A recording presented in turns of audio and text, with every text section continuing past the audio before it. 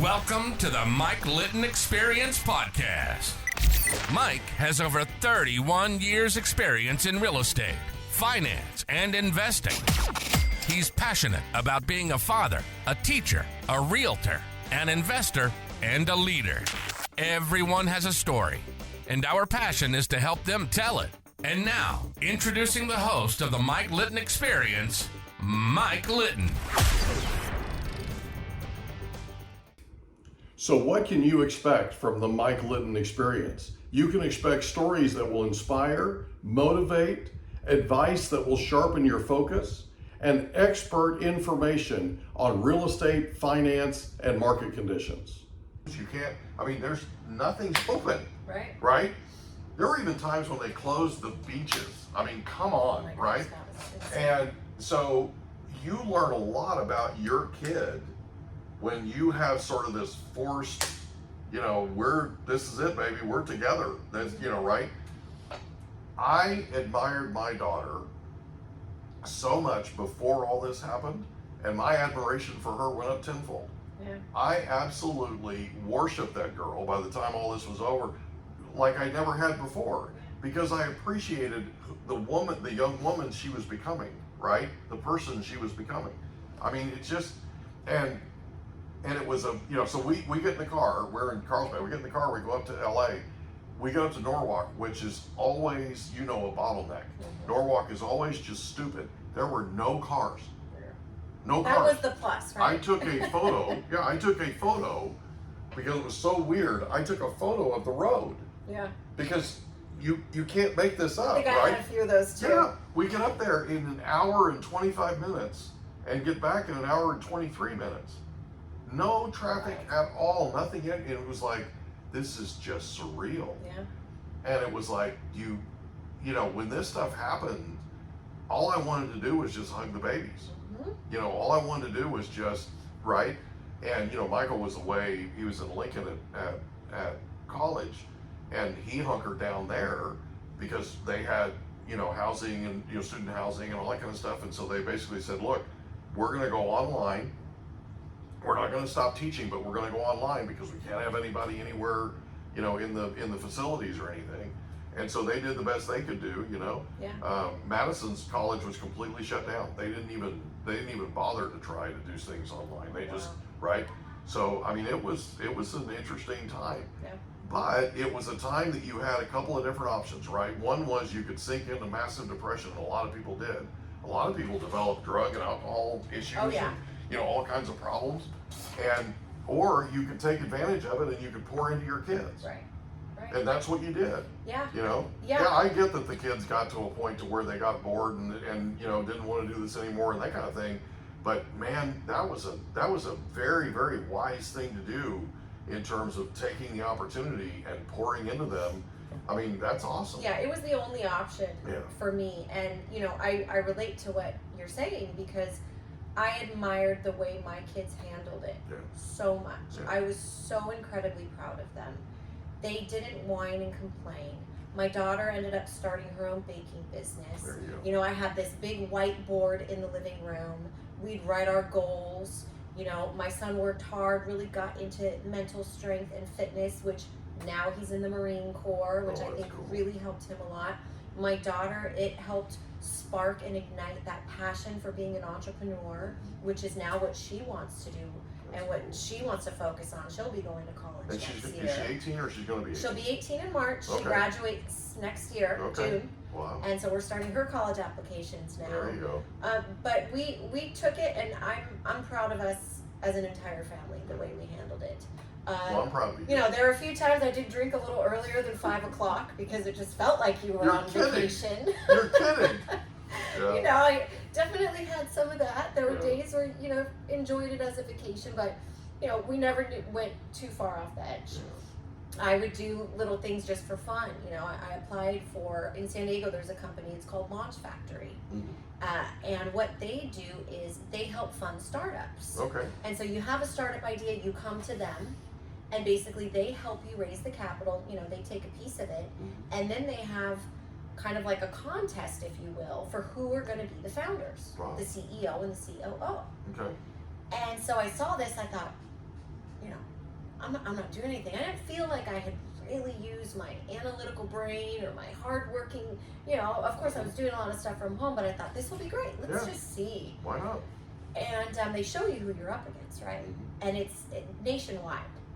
I'm up against attorneys, Yale graduates, NYU, I feel like I don't think I have a chance at doing this, but shoot, what have I got to lose? Exactly. I'm gonna try. Exactly. There were over 1,000 applicants. When it came down to it, 50, 52, or so it was an odd number because it was the way that they did it. There were 2 companies. Yeah. I got accepted. Yeah, you did. And I could not believe it. Because again, you could see these people's CVs, their resumes. I'm just going, I don't know how this happened, but I do. okay. I do. And I know exactly how it happened. My partner. Remember the magnetism we were yeah, talking about before? I mean, That's way better than a degree from Yale or NYU or any of that. yeah, I guarantee you. it felt pretty good. Yeah, and it I'm should. not gonna lie, I needed that boost of confidence. I think kind of feeling stagnant in my career. It really helped me a lot. And so there were 6 rounds. And if you made it through one round, you went on. Yeah. And there were 2 companies, and there were I think 10 teams. So each round they were eliminated, and then there was going to be like a huge kind of like battle or whatever it was at the end. And you were allowed to skip a week. Okay. And my partner was an attorney from Chicago. He was also big in the political scene out there. And we made it through to the 4th round and lost. Oh. And we lost because we were both so determined. We never took a loss on one of the weeks, a pass, which we could have easily done, right? And so you had to submit by a certain time, and if you didn't do it, that was it, you were out. Oh, jeez. And so his internet happened to be slow that day after we had collectively worked different time zones for almost 18 hours around the clock to get this done. It was not easy. Yeah. And we didn't make it. Oh my God. But we made it through that far, and it just felt so good to be able to do that. So that was something fun I did during COVID too. That's cool. Well, you gotta do something. Yeah. Right? The first 30 days that COVID hit, they shut they shut everything down. Yeah. They shut the gyms down. And I walked 136 miles in 30 days. Wow. And it was just, half of it was up a giant hill in Yeah. Carlsbad by the apartment. And I had to do something. Yeah. I had to just get out and breathe some fresh air and enjoy the sunshine so Yep. you do what you got to do. Yeah. So you do. So COVID ends. By the way, I talked to Brian right before COVID hit, right before the shutdown hit, and we had decided we were going to get into business together. Oh, okay. And then COVID hits, and we end up stopping and waiting like 60 days. Yeah. Right. And then we end up starting right after everybody came back to work. June 1st was when I officially started with Okay. it. So COVID, the lockdown finishes. Then what happens? So I end the year, and I'm just kind of struggling with what do I want to do. Yeah. A lot of us were. And I'll be honest with you, full disclosure here. At the time, I'm 40, just turned 40, right? Which, I also did the 75 hard challenge a couple times during COVID too. And just turned 40, and I'm thinking, am I going to go back to residential real estate? I'm so old. This is what I'm thinking at the time. This is what I'm thinking. How I'm just going to go back into this, because mind you, it wasn't my main focus for years. I was helping other people build companies. Oh, sure. I was doing it on the side, but I wasn't nurturing my sphere. Right. I wasn't farming. I wasn't doing a lot of things that really, it requires to stay relevant and top of mind for people. That was I kind of pushed that aside in focusing on building at the time what I thought were bigger things. Yeah. But this is a skill I have. This is something I'm extremely passionate about and love. I could go back to the legal industry. Is that what I want to do? Real estate is in my heart. I feel like it's in my blood. I feel like it's what I'm supposed to do. It is. And I, once again, limiting beliefs, had to push past that. And I just said, you know what? I'm just going to start reaching out. I'm just going to start calling people who I know in the industry, who are still in the industry, and see what happens there. So I happened to call Kelly Gilson. Mm-hmm. Kelly and I both started at RandCon. I don't know if you knew that. Yeah, Kelly was just on our podcast. Oh, was he? Ago. Okay. So we talked about RandCon. Yeah, so we both started there in Mhm. our careers. Pretty much, I think, he came in a little bit after me. Mhm. And I saw that he had gone through some really low times and managed to bring himself back up, which I love the art of the comeback. I Yeah. respect those people. I love seeing that. That's Kelly's we've story. all been there Yeah. at some point in our lives, whether it's huge, where everyone around us sees it, or those small little dips. But we've all required a comeback, right? Yeah. And so I call Kelly, end up sitting having coffee with him and his wife Danny, who I love. And we're just talking about stuff, and he had just joined EXP, and he goes, I don't know, I have this partner, I've done a few deals with him, investments. He does a lot of flips, and we've talked about building out real estate. I don't really think it's the time, but maybe I'll talk to him. And I said, okay, great. We leave lunch. I meet with Tanya. It was Gonzalez at the time. She just got married now, Tanya Marks, at New Venture Escrow. Yeah. She was a friend of mine, and she runs the business development there. Mm-hmm. And we knew each other from the gym and workout classes and had a connection. And she goes, Brian Daly. And I go, Kelly Gilson just told me that name. And she goes, I'm going to reach out to him. I feel like you would be perfect for his company. I know he's looking to hire someone. And next thing you know, I'm meeting Brian Daly at an event that Andrew Greer puts on, because I'm just trying to get myself back out there. All right.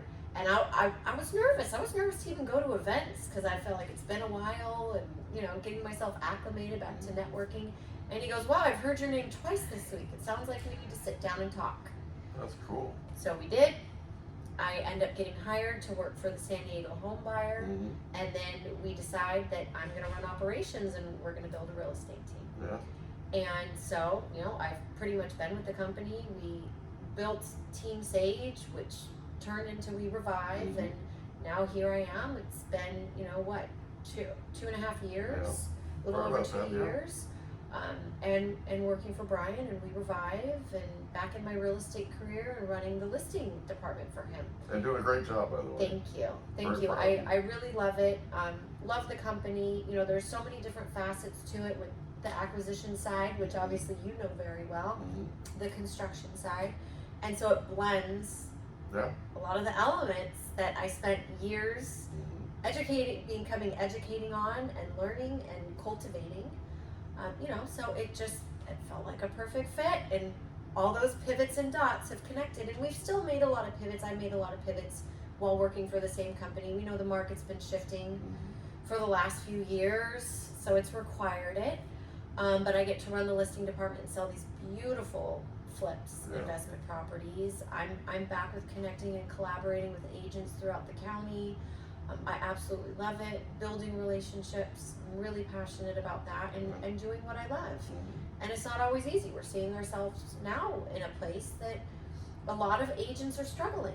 A lot of companies are struggling in the various aspects of the industry. It's true. We're all kind of bracing ourselves once again, and just kind of preparing ourselves for the art of the next comeback that we're going to have to face here. Well, there's wholesale. There's a lot of people getting out of the business. Oh yeah. And that happens in these shifts. When the market shifts, people just bail. Yeah. I've had situations where I had competitors of mine that one day we're competing for a particular deal, and a week later I walk into a donut shop and they're selling me donuts. Yes. They've got an apron. Told me that They've got story. an apron on, and it's like another one was selling me auto parts at AutoZone, and I'm like, okay, right? It's kind of one of those things where you just kind of go, wait a minute. And the other day I got a call from a guy who was in lending, and he worked for a good friend of mine, and he called me up and he said, hey, I just need to talk to you because I've heard your name twice in 2 weeks. And he goes, there's something that's telling me I need to talk to you. And I'm like, okay, what's going on? And he goes, I just wanted to share with you what happened with me and why I ended up going to work doing what he's doing now, which is not in our business. It's HVAC. but Okay. it's not, you know, selling real estate Right. or he was in mortgages at the time. But he was sharing with me kind of why everything happened the way it did and all that kind of thing. And I appreciated it, you know. I mean, it felt like it was something he kind of needed to get off his chest, you know, and that's fine. You know, I talk to people all the time that I've dealt with in the past, and I sat with somebody the other day at a coffee shop, and I sat down with him, and he said, he goes, you don't remember this, but you and I talked in 2008. And I kind of went, was I nice to you? You know, right? He goes, you course could you were. not have been kinder. He's like, you took 40 minutes you did not have, and you poured into me.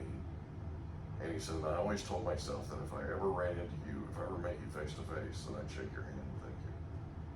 Because he said, Mike, I really was seriously considering getting out of the business. And this was when the crash had happened, Right. and all, you know, what was breaking loose and all that kind of stuff, right?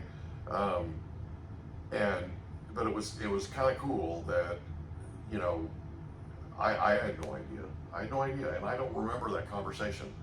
I don't remember talking with him. I don't remember taking the time, but I tried to do that with everybody. Right. You know, I tried to, even when things were at their worst, I try to take time and just listen, you know, and let people talk and let them get stuff off their chest, and you know what I mean, and Right. just try to be there to be a sounding board and try to, if I can, try to help them, you know. Well, and you know, to compliment you, you're also extremely magnetic, but you come across as truly authentic and truly wanting to help others succeed. Yeah, it's- Now, you mentioned, you know, It's how I'm debate built. team, you're competitive, you have all these aspects which I feel like a lot of times people look at or almost automatically put them in a negative Mhm. light, competitive, Mhm. but you want everyone to win, and I that's do. one of the many things that I love about you. I do. I want all of us to win together. You know what I mean? Yes. And I've never once in my life have I ever wanted to win without the people around me. You know what I mean? Like, I want all of us to get there together as a team. And it's I don't know how to explain it. I think it's the way I was raised, you know, but it's just how I'm built. Like, you know, like when I told you about before we started this, I told you about this plane ride that I took from Texas out here. It's the shortest 2.5 hours I've ever had in my life. But, you know, she sat down next to me and said, we have a million questions. I'm like, fire away. Well, they had just started a real estate brokerage, independent, by, you know, just the two of them. And the market shifted right when they did it, like massively right when they did it. And so I understand what that's like. You know, when I got into the business, we were literally on the cliff and going off a cliff as far as the real estate business was concerned out here. And we went into a legitimate real estate depression for the next couple of years. And those were my first 2 years in the business, right? So I No learned, better way to learn, right? well, but I learned how to be scrappy. I learned how to survive. I learned how to deal with things, right? And to this day, people who have not been through recessions, who have not been through the things that I've been through, you can watch them just lose it. Yeah. I mean, absolutely lose it. And it's like, and then they look at me and they're like, why aren't you upset? It's like, I know this. Right? I've been through this. It's actually not that bad a thing. Yeah. It's not that negative, right? You actually can pick up market share. You can win. And what ends up happening is, like the other day, and I know this isn't about me, but the other day I got a phone call about a property. Called the wholesaler. Wholesaler said, hey, it's in Del Cerro. The only way to get into it is I've got to let you in. When can you meet me? And I said, I can be there in an hour. And so I called my wife and I said, hey, I'm headed over to this house in Del Cerro. It's a last minute thing. I'm not coming home. I'm going to be looking at this house. And she said, well, call Dad. Her dad's retired and he's 10 minutes or 8 minutes away drive time from this house in Del Cerro. So I called her dad. Her dad, you know, naturally wanted to go. So I went by, picked him up and took him over. And we're standing out in front of them. We pulled up and this guy gets out of his car. I get out of my truck and he goes, are you Mike Litton? And I said, yeah. He goes, my name's Anil. And he goes, you don't remember me, but you and I talked. He said, you took 20 minutes you didn't have. No joke. He said, you took 20 minutes you didn't have, and I was going to quit. I was going to get out of this business. Wow. You helped me get excited about real estate again. And he said, and I told myself if I ever met you, I would shake your hand and thank you from the bottom of my heart. And he said it in front of my father-in-law, right? And I turned to my father-in-law and I said, I paid him to say this, right? And he started laughing, you know. But afterwards, we get in my truck and my father-in-law was like, so let me ask you a question. I said, sure. He goes, how did that feel? I said, to be honest with you, I was a little embarrassed. I was actually a little embarrassed. Yeah, I really was, because he said it in front of my father-in-law, right? I mean, it looked like I staged this thing, you know. Yeah. And I'm like, I was a little embarrassed, but I was glad that I took the time. Like, one of the things that that a buddy of mine, who's an executive with EXP, told me not too long ago was, he goes, Litton, he goes, you took time when everybody else didn't. And back in the day, when all of us were doing REOs and all this kind of stuff, right? You couldn't get a hold of an REO broker to save your life. They would not talk to you. They would not return your phone calls. They would not answer your questions. I tried to answer everybody's phone call. I tried to answer every question, you know, even if it was what people would consider a dumb question or whatever. I don't think there is one. I think people are asking for a reason. Right. Right? And they're asking sometimes because they're depressed. They're asking sometimes because they're like you're talking about, they're having, you know, self-confidence issues. They're nervous. They're, okay, let's talk about it. Let's get it out, right? And then we can kind of figure out where we go from here.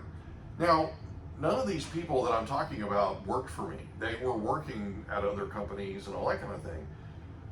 But I feel like that we're all in this thing together. Absolutely. Right? Yeah. According to the National Association of Realtors, 86% of every transaction in the nation, nationwide, is a co-op transaction. Mm-hmm. So if you're a listing agent, you had better take care of your co-op agents, right?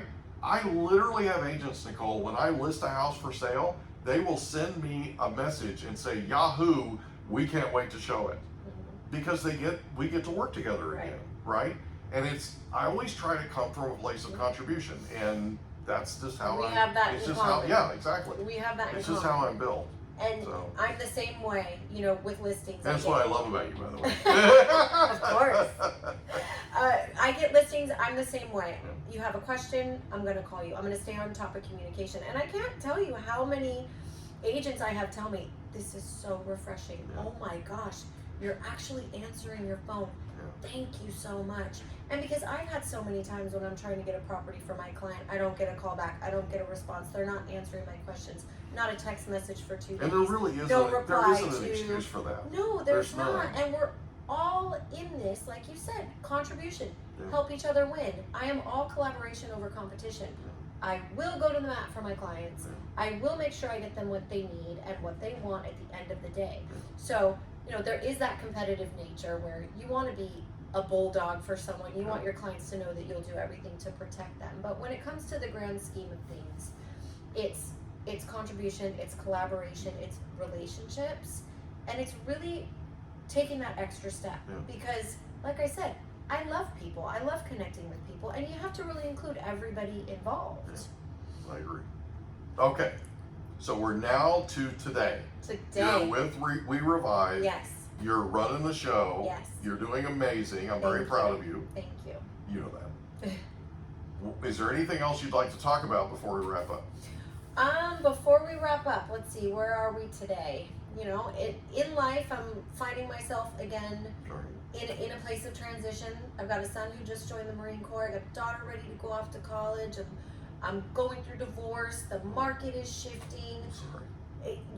You know what? Don't be. Life changes, and I really believe everything's supposed to happen the way that it does. Yeah, I agree with that. And luckily, you know, my soon-to-be ex-husband and I have a great rapport and relationship and foundation, you know.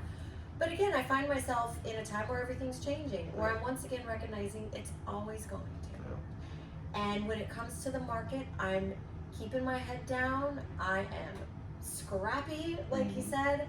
I'm focused on that and whatever I need to do. Yeah. You know, so obviously anyone I can help, I want to do it. Any way that I can, you know, hone my craft even more, I want to do that too. Because I want to continue to show my kids the art of the comeback, Absolutely. the way that my dad has shown me several Absolutely. times. Yeah. So I absolutely, love what I do. I'm going to continue to do it. I'm going to continue to work hard. We revive, we do a lot of flips, a lot of investment properties, but I do run the residential side. I'm passionate about working for this company, especially because we give back to the community. A lot of stuff with the San Diego Rescue Mission, which is a very big deal. We just gave a scholarship, for one of the graduates there to move into their own place. We do a lot of work with the children there, a lot of volunteer time. That is really big to me in life, is the giving back, contribution, really whatever ripple effect that we can provide to the people around us. Yeah, and we've helped build the Habitat for Humanity project in San Diego. I mean, we've done a lot of things to give back, and that's kind of Brian's heart, right? Is to give back and have a legacy of contributing. Right. And he always talks about value. He always talks about the value that the company is bringing to that particular neighborhood, right? Because it's true. I've done quite a bit with Habitat for Humanity, and every single project we've ever done, you look around it and it's like a ripple effect. Oh yeah. It literally, the homes around it, and there are exceptions, but a lot of the homes around that project become better. People paint them, they replace windows, they do all kinds of things. They, take care of the landscaping, and I mean, it's cool. It changes their focus from being sort of a stale, blighted area into we're on the move and we're moving up, right? And that's big. That's a big, big deal. And considering that you guys go into, we have together gone into neighborhoods where that house that we usually buy, let's be honest, is probably the ugliest one in there. Yeah. Turn around, turn it into a show place, and then all of a sudden the entire place, well, I mean, the values go up collectively, right, in the area immediately. And then you also, in that micro market, and then you also have a feeling in the neighborhood, in the community, of uplifting. Oh yeah. It's a big deal. Oh yeah.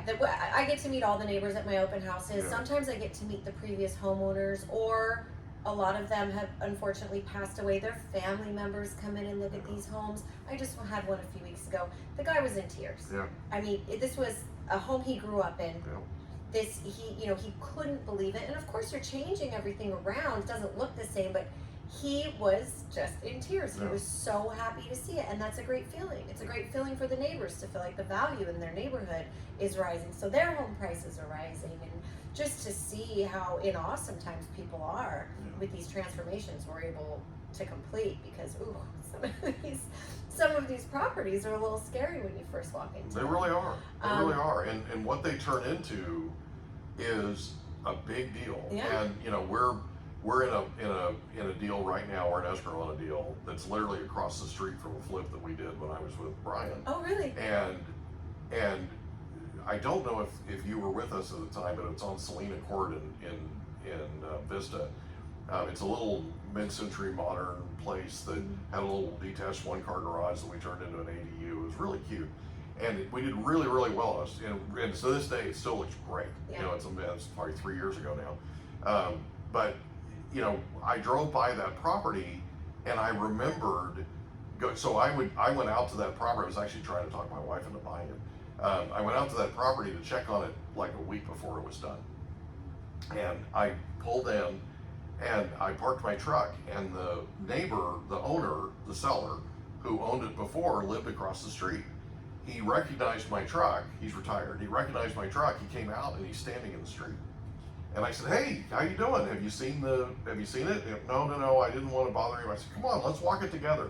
We went through, and this 83-year-old Marine had tears running down his face.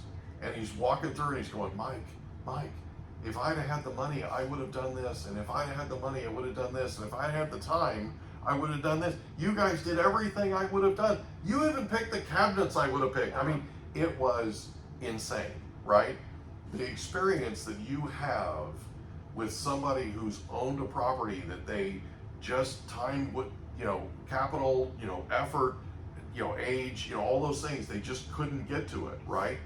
I had one in University City that we bought, and I stayed in contact with the executor of the estate. His mom, unfortunately, she was 99. His mom, unfortunately, passed away while we were in escrow to buy it. We finished it, and I sent him the final photos. And I called him up. I said, "Hey Tom, have you checked your email?" "No." I said, "Check your email. Click on that link." And he checked the email. He clicked on the link, and he could not talk to me. Yeah. He was crying, And that kind of thing, you can't put a price tag on. Right. There's no way, right? That's the cool thing about the juice that we get from what we do. Absolutely. So it's really awesome. It's fuel for us, right? It fuels our passion really to keep does. doing what we're doing. Really so does. I absolutely love it. Yeah, I do too. Anything else? I don't think so. I think we've covered a lot today. We have covered a lot today. I cannot thank you enough for being on the Mike Litton Experience. Thank you for having me. This has been such an amazing time. Thanks.